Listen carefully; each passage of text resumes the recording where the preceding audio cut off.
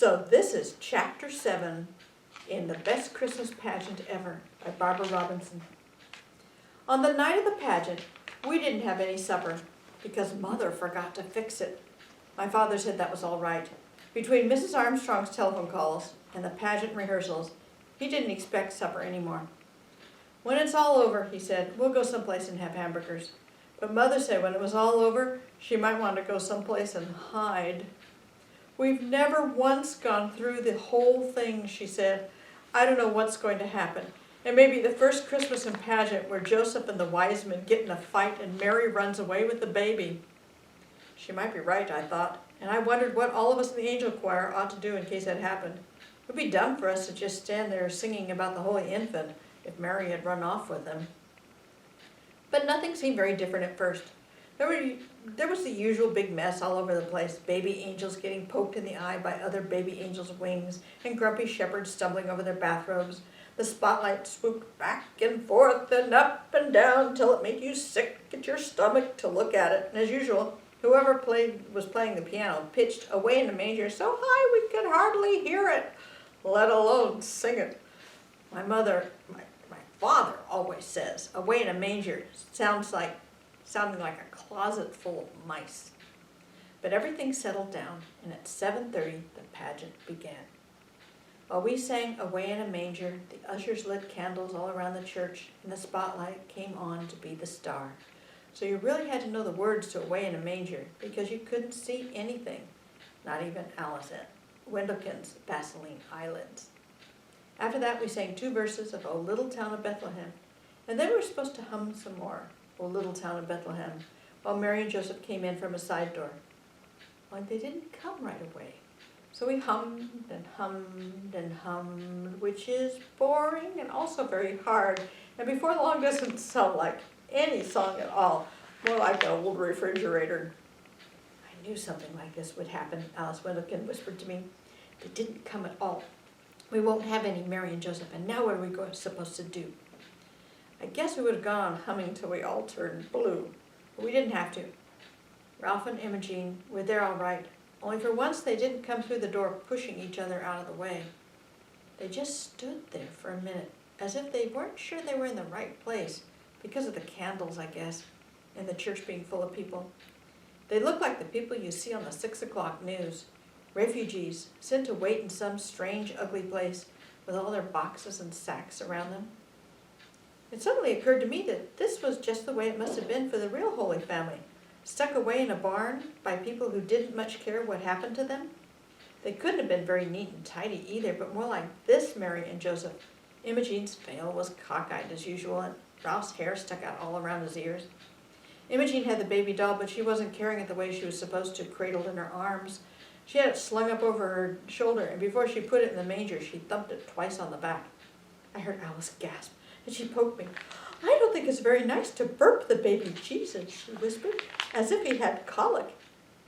Then she poked me again. Do you suppose he could have had colic? I said, I don't know why not, and I didn't. He could have had colic or been fussy or hungry like any other baby. After all, that was the whole point of Jesus, that he didn't come down on a cloud like something out of Amazing Comics, but he was born and lived, a real person. Right away we had to sing, while shepherds watched their flocks by night, and we had to sing very loud because there were more shepherds than there were anything else. They made so much noise, banging their crooks around like a lot of hockey sticks. Next came Gladys from behind the angel choir, pushing people out of the way and stepping on everyone's feet. Since Gladys was the only one in the pageant who had anything to say, she made the most of it. Hey, unto you a child is born, she hollered, as if it was, for sure, the best news in the world. And all the shepherds trembled, sore afraid of Gladys mainly, but it looked good anyways. Then came 3 carols about angels. It took that long to get the angels in because they were all primary kids and they got nervous and cried and forgot where they were supposed to go and bent their wings in the door and things like that. We got a little rest then while the boys sang We 3 Kings of Orient Are, and everybody in the audience shifted around to watch the wise men march up the aisle. What have they got? Alice whispered. I didn't know, but whatever it was heavy. Leroy almost dropped it.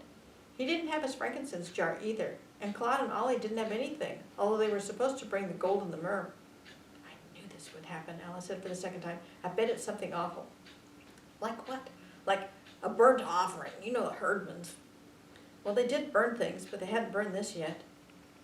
It was a ham, and right away I knew where it came from. My father was on the church charitable works committee. They give away food baskets at Christmas, and this was the herdman's food basket ham. It still had the ribbon around it saying, Merry Christmas. I'll bet they stole that, Alice said. They did not. It came from their food basket, and if they want to give away their own ham, I guess they can do it. But even if the herdmans didn't like ham, that was Alice's next idea. They had never before in their lives given anything away except lumps on the head, so you had to be impressed. Leroy dropped the ham in front of the manger. It looked funny to see a ham there instead of the fancy bath salts jars we always used for the myrrh and the frankincense. And then they went and sat down in the only space that was left. While we sang, What Child Is This?, the wise men were supposed to confer among themselves and then leave by a different door so everyone would understand they were going home another way. But the herdmans forgot, or didn't want to, or something, because they didn't confer, and they didn't leave either. They just sat there, and there wasn't anything anyone could do about it. They're ruining the whole thing, Alice whispered. But they weren't at all. As a matter of fact, it made perfect sense for the wise men to sit down and rest, and I said so. They're supposed to have come a long way. You wouldn't expect them just to show up, hand over the ham, and leave. As for ruining the whole thing, it seemed to me that the herdmans had improved the pageant a lot, just by doing what came naturally, like burping the baby, for instance, or thinking a ham would make a better present than a lot of perfumed oil. Usually by the time we got to Silent Night, which was always the last carol, I was fed up with the whole thing and couldn't wait for it to be over. But I didn't feel that way this time. I almost wished for the pageant to go on with the herdmans in charge to see what else they would do that was different. Maybe the wise men would tell Mary about their problem with Herod. She would tell them to go back and lie their heads off. Or Joseph might go with them and get rid of Herod once and for all. Or Joseph and Mary might ask the wise men to take the Christ child with them, figuring that no one would look there. I was so busy planning new ways to save the baby Jesus, I missed the beginning of Silent Night, because it was all right, because everyone sang Silent Night, including the audience. We sang all the verses too, and when we got to Son of God, Love's Pure Light, I happened to look at Imogene, and I almost dropped my hymn book on a baby angel. Everyone had been waiting all this time for the herdmans to do something absolutely unexpected, and sure enough, that was what happened. Imogene Herdman was crying. In the candlelight, her face was all shiny with tears, and she didn't even bother to wipe them away. She just sat there, awful old Imogene in her crookedy veil, crying and crying and crying. Well, it was the best Christmas pageant we ever had. Everybody said so, but nobody seemed to know why. When it was over, people stood around the lobby of the church talking about what was different this year. It was something special, everyone said. They couldn't put their finger on what. Mrs. Wendelkin said, well, Mary, the mother of Jesus, had a black eye. That was something special, but only what you might expect, she added. She meant that it was the most natural thing in the world for herdmen to have a black eye. But actually, nobody hit Imogene, and she didn't hit anyone else. Her eye wasn't really black either, just all puffy and swollen. She'd walked into the corner of the choir robe cabinet in a kind of daze, as if she had just caught on to the idea of God and the wonder of Christmas. And this was the funny thing about it all. For years I'd thought about the wonder of Christmas and the mystery of Jesus' birth, and never really understood it. But now, because of the herdmans, it didn't seem so mysterious after all. When Imogene had asked me what the pageant was about, I told her it was about Jesus, but that was just part of it. It was about a new baby and his mother and father who were in a lot of trouble. No money, no place to go, no doctor, nobody they knew. And then, arriving from the east, like my uncle from New Jersey, some rich friends. But Imogene, I guess, didn't see it that way. Christmas just came over her all at once like a case of chills and fever. And so she was crying and walking into the furniture. Afterward, there were candy canes and little tiny testaments for everyone and a poinsettia plant for my mother from the whole Sunday school. We put the costumes away and folded up the collapsible manger, and just before we left, my father snuffed out the last of the tall white candles.